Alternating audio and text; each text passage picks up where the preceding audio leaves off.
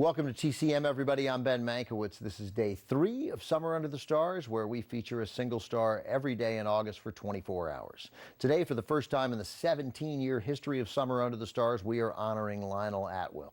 Atwill made his film debut in 1918, then became known principally for playing mad doctors in horror films of the 1930s. Up next, one of those pictures from Warner Brothers in 1933, Mystery of the Wax Museum.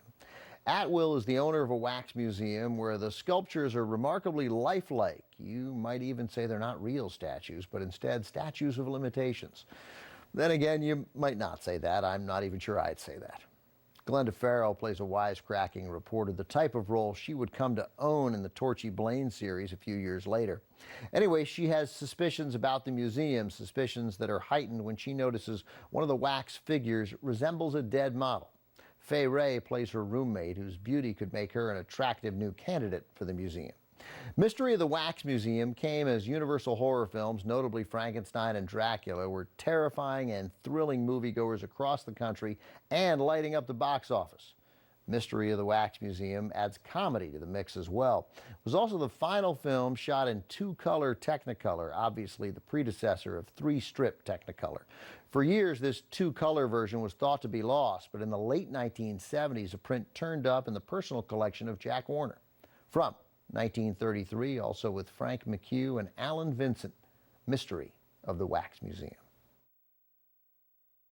Today on Summer Under the Stars, we're featuring Lionel Atwill, who played the owner of the museum in Mystery of the Wax Museum. In the course of just a few years in the 1930s, Atwill played mad doctors in several movies, some of which we have on the schedule tonight. Atwill was born in England, came to the States in 1915, appearing a few years later in movies as well as Broadway plays. His imposing manner and rich voice helped give his characters a smooth but threatening quality. Two of the stars from Mystery of the Wax Museum, Atwill and Fay Wray, as well as director Michael Curtiz, teamed up the year before to make another horror film, Dr. X, also shot in 2-color Technicolor. Look for that later tonight. Up next, Lionel Atwill returns as the master of a castle with a mysterious room.